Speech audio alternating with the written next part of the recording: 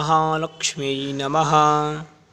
तो प्रिय दर्शकों, हम आज के वीडियो में लक्ष्मी जी की कहानी लेकर के आए हैं।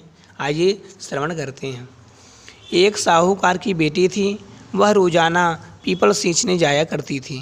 पीपल में से लक्ष्मी जी निकलती और चली जाती थी। एक दिन लक्ष्मी जी ने साहूकार की बेटी से कहा कि मेरी सहेली बन जा। तब साहूकार की बेटी ने कहा कि मैं अपने पिता से पूछ के आऊँ, तब कल सहेली बन जाऊंगी। घर जाकर उसने अपने पिताजी से सारी बात कह सुनाई। तब पिताजी ने कहा कि वह तो लक्ष्मी है और हमें क्या चाहिए, तो सहेली बन जा। दूसरे दिन साहूकार की बेटी पीपल सींचने गई और लक्ष्मी जी की सहेली बन गई। एक दिन लक्ष्मी जी ने साहूकार की बेटी को जिमाने का न्योता दिया। जब साहूकार की बेटी लक्ष्मी जी के यहाँ जिमने गई तो लक्ष्मी जी ने उसको ओढ़ने के लिए साल दुसाला दिया। सोने की चौकी पर बिठाकर सोने की थाली में अनेक प्रकार के भोजन कराए। जब साहूकार की बेटी खा पीकर अपने घर के लिए लौटने लगी, तब लक्ष्मी जी ने उसे पकड़ लिया और कहा, मैं भी तेरे घर जिमने जाऊंगी।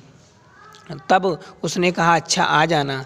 घर आकर वह रूठ कर बैठ गई। साहूकार ने पूछा कि लक्ष्मी जी तो भोजन करने आएंगी और तू उदास होकर बैठी है।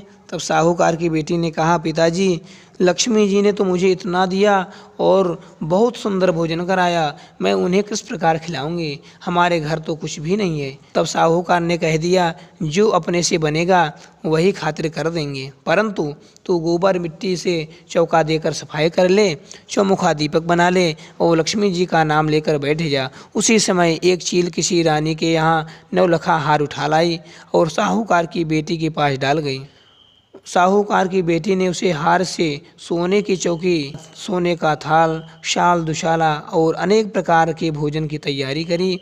फिर आगे आगे गणेश जी और लक्ष्मी जी साहूकार की बेटी के यहाँ आ गए। साहूकार की बेटी ने लक्ष्मी जी से सोने की चौकी पर बैठने को कहा।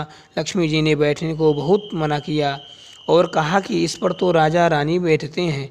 तब साहूकार की बेटी ने लक्ष्मी जी की बहुत खातिर की।